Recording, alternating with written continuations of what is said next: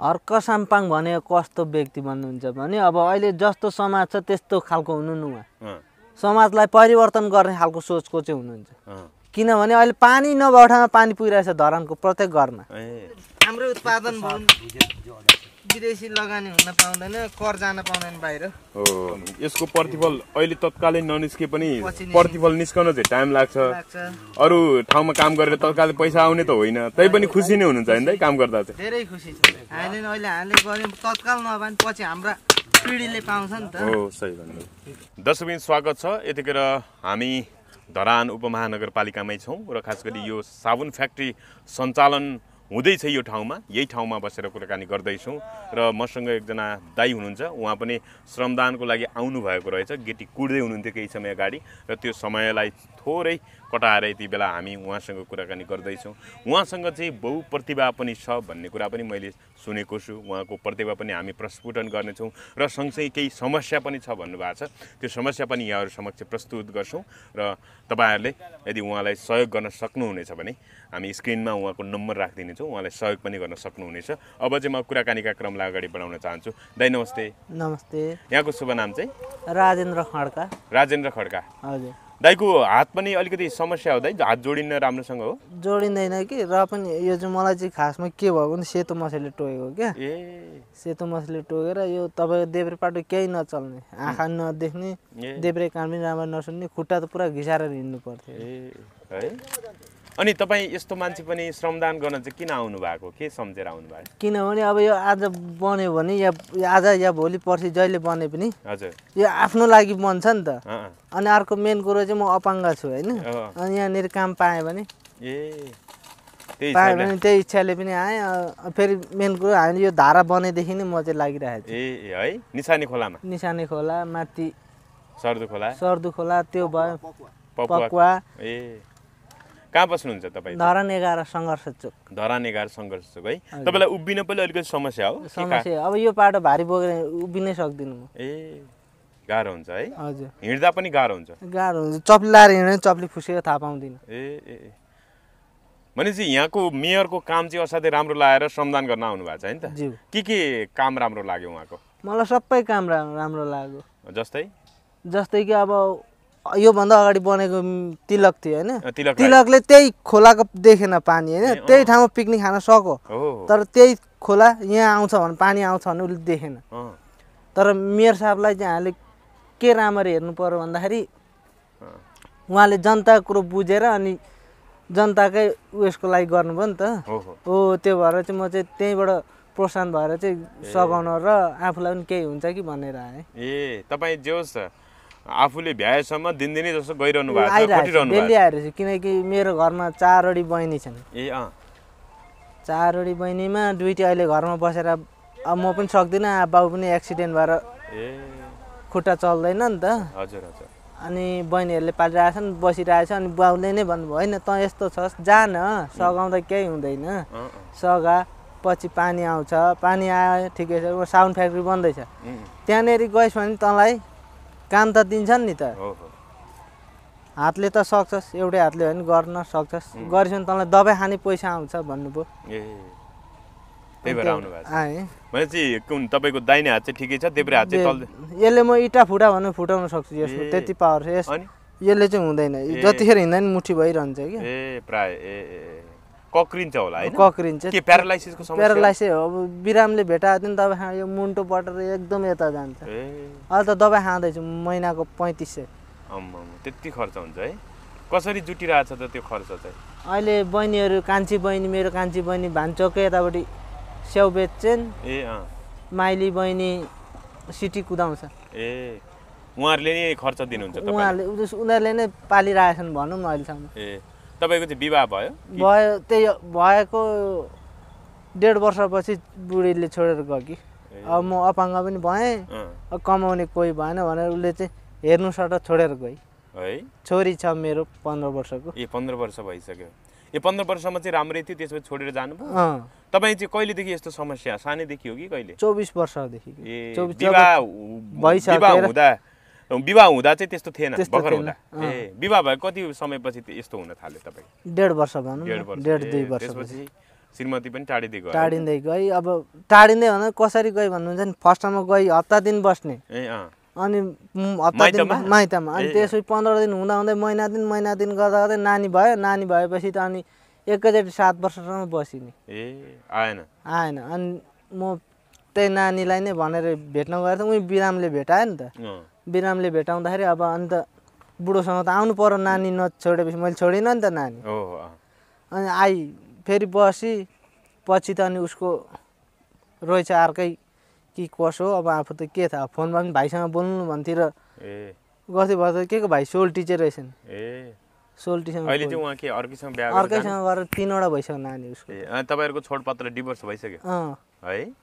भनेपछि त अब विवाह भनेको त एउटा पवित्र सम्बन्धको लागि हुन्छ जीवनभर साथ दिने भनेर कसम खाएको हुन्छ तर त्यो कसम त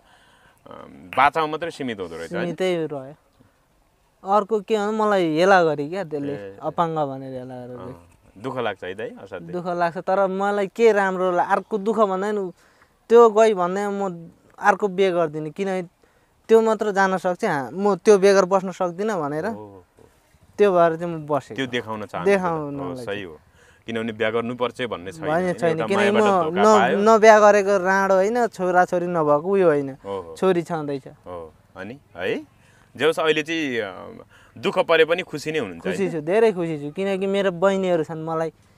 अलिकति नङमा घाउ लाग्यो भने नि उपचार गर्छन् है ल अब हुन्छ तपाईको समस्या धेरै बुझिसकेका छौं हैन दर्शकहरुले यति धेरै पीडा तपाईको समस्या रहेछ हैन अब साथ सहयोग गर्न चाहनु भयो भने पनि हामी तपाईको नम्बर स्क्रिनमा राखिदिने छौं तपाई दर्शकहरु उहाँको राजेन्द्र खड्का भन्नुभयो हैन राजेन्द्र खड्का दाइको समस्या रहेछ बिचरा अब यो समस्या हुँदा हुँदै पनि आफुलाई भोलि केही रोजगारीको अवसर मिल्ला केही राम्रो होला कि धरान उपमहानगरले मलाई केही सोच्ला कि भनेर अप्ठ्यारो हुँदा गाह्रो हुँदा हुँदै पनि काम गर्न आउनु भएको छ त्यो हिसाबले तपाई यदि सहयोग गर्न चाहनुहुन्छ भने हामी यो स्क्रिनमा देखिरहेको नम्बरमा तपाईले डाइरेक्ट कल गरेर उहाँलाई सहयोग पनि गर्न सक्नुहुन्छ अब अलिकति प्रतिभाको कुराकानी गरौँ दाइलाई विभिन्न त्यो पशुपन्छीको आवाज आउँछ भन्ने सुनेको थियो है हजुर मैले केही ठाउँहरुमा केही अन्तर्वार्ता पनि हेरेको थिएँ के आउँछ दाइलाई चाहिँ मलाई नानी रुने कुकुर भुक्ने बिरालो कराउने गाई गोरु आउँछ ल एक ल क्रमैसँग गरौँ दाइ ल सुरुमा एउटा गरौँ कुन गर्नुहुन्छ नानी रोको ल गरौँ त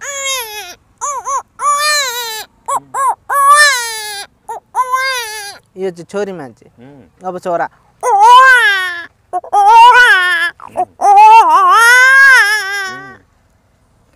अब कुकुर भुएको है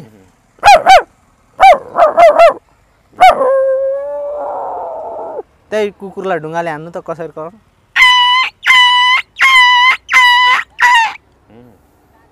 अब बिरालो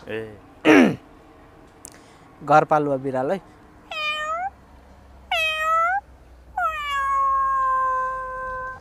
डाड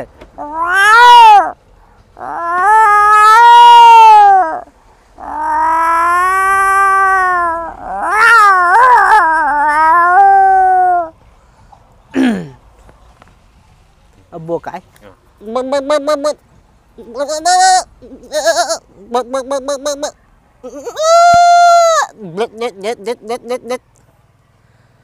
स्टाइल छ नि गोरु है जाऊ तिमी पारी म भरे आउँछु डटपट सर्टकट पखन एकछिन म पनि जान्छु ए जाऊ तिम्रो काम छैन हुन्छ तिम्रो पनि नयाँ बुढी छ र कमेडी गर्न भ्याउँदैनौ त हाम्रो त पुरानै बुढीले छोडेर गई अब तिमीलाई त के छ र जाठा मुला त्यस्तो त बोल्न नहुने अब के गर्नु देउवा भन्छ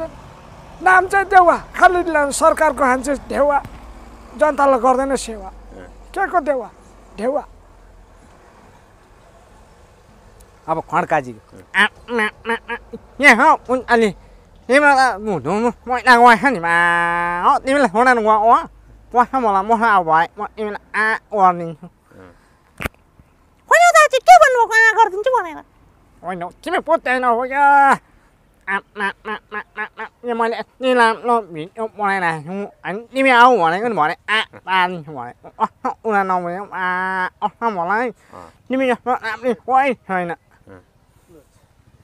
क्लोज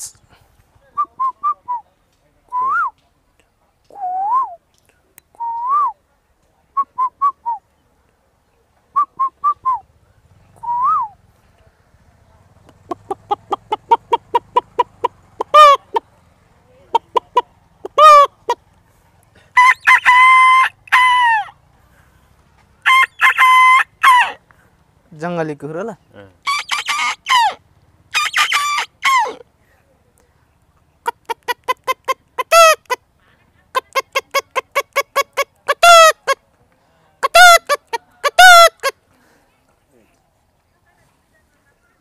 ए अहिले कुकुर जम्मा हुन्छ अस्ति माथि ओसोमा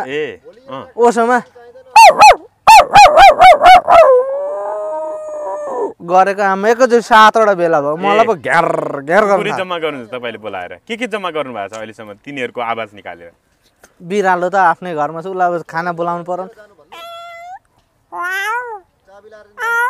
सरी भन्नुहोस् थपक आउँछ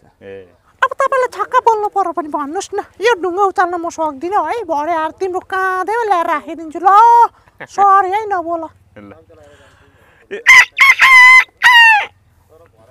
मान्छे यति धेरै प्रतिभा रहेछ तपाईँको होइन यो तपाईँले यसरी पशुपन्छीको आवाज निकाल्न यो प्रतिभा देखाउन चाहिँ अरू कार्यक्रममा बोलाउनुहुन्छ बोलाउनुहुन्न बोलाउनु भएको छ कि छैन अहिलेसम्म एकपल्ट पब्लिक स्कुलमा बोलाएको थिएँ मेरा मैले गरेको थिएँ जम्मा 1000 रुपियाँ दिएँ ए जम्मा त्यति मात्रै त्यसो भए योबाट त्यति धेरै आम्दानी अहिलेसम्म गर्नु भएको छ गएको छैन गरेको छुइनँ मैले उहाँ मेरो दिदीकोबाट टिकटकमा हालिदिएको थिएँ कि जम्मा 875 भयो भन्नुहुँदै थियो ए भाइरल चाहिँ ज्यादा भएको छैन 1000 पुगिस् भने चाहिँ त इन्ट्री हुन्छस् भन्नुभएको छ ए ठिक छ बिस्तारै तपाईँ भाइरल हुन सक्नुहोस् होइन सबैले तपाईँको कला प्रतिभा चिनोस् र तपाईँले यहीबाट केही न केही आम्दानी गर्न सक्नुहोस् होइन हामी यो कामना गर्छौँ तपाईँलाई पनि हामीले सकेको सहयोग दिनेछौँ होइन अन्तर्वार्ता मार्फत देश विदेशमा पुर्याउने काम हाम्रो रह्यो होइन पछि पनि हामी भेट्छौँ होइन अलिकति अन्त्यमा हर्क साम्पाङको बारेमा के छ भन्नुपर्ने कस्तो खालको मेयर हुनुहुँदो रहेछ त उहाँ हर्क साम्पाङ भनेको कस्तो व्यक्ति भन्नुहुन्छ भने अब अहिले जस्तो समाज छ त्यस्तो खालको हुनु न उहाँ समाजलाई परिवर्तन गर्ने खालको सोचको चाहिँ हुनुहुन्छ है हजुर किनभने अहिले पानी नभएको ठाउँमा पानी पुगिरहेछ धरानको प्रत्येक घरमा मेन कुरो त पानी अनि अब ओर्ले भयो मेयर भयो अस्ति पँजेरोमा अर्को मेयर पँजेरो कुदाउने उसले आफै म मेरै बाइक चलाउँछु भने उहाँले बरु डोजर किन्नुभयो रोलर त्यो पैसाले डोजर रोलर किन्नुभयो तर गाडी चढ्नु भयो पुरानै गाडीमा हिँड्नु भएको छ है साथै राम्रो खालको मान्छे हुनुहुँदो रहेछ होइन ल दाइ के छ तपाईँको लागि पनि भोलि उपमहानगरले केही सोच्ला रोजगारीको अवसर केही मिल्ला भन्ने सोच्नु भएको छ सोचेको छु र त यहाँ सबैले भन्नुभयो कि होइन भाइ तिमी जस्तो उयो भएर पनि अपाङ्ग भएर पनि होइन गरिरहेछौ ए त्यही भएर पनि काम गरिरहनु भएको छ ल अन्त्यमा आइसकेका छौँ अब तपाईँलाई कुनै यो अन्तर्वार्ता हेरिसकेपछि सरसहयोग गर्न चाहनुभयो भने कति नम्बरमा सम्पर्क गर्ने त अब नम्बर त मलाई बाउले दिएको यही हो होइन मेरो बाबाकै नम्बर छ मसँग दर्शकहरू यो उहाँको नम्बर चाहिँ उहाँलाई अलिकति गाह्रो रहेछ अब आँखाको पनि समस्या छ है तपाईँलाई हेर्न देब्रे आँखा यो बन्द गरेर हिँड्नु भने देब्रेले राम्ररी देख्दिन त्यही हिसाबले म उहाँको नम्बर भनिराख्छु 98 19 38 98 66 अथवा 9819 389866 अथवा फेरि भन्छु 98 19 38 98 86 मा सम्पर्क गरेर पनि राजेन्द्र दाइलाई सहयोग गर्न सक्नुहुनेछ उहाँको अवस्था अत्यन्तै गाह्रो छ अथवा भनौँ न गाह्रो नाजुक छ होइन त्यो हिसाबले पनि उहाँको लागि केही सरसहयोग गर्न चाहनुहुन्छ भने यो नम्बरमा सम्पर्क गर्न सक्नुहुनेछ अब चाहिँ बिदामा गइदै हस् धन्यवाद तपाईँले समय र संवादको लागि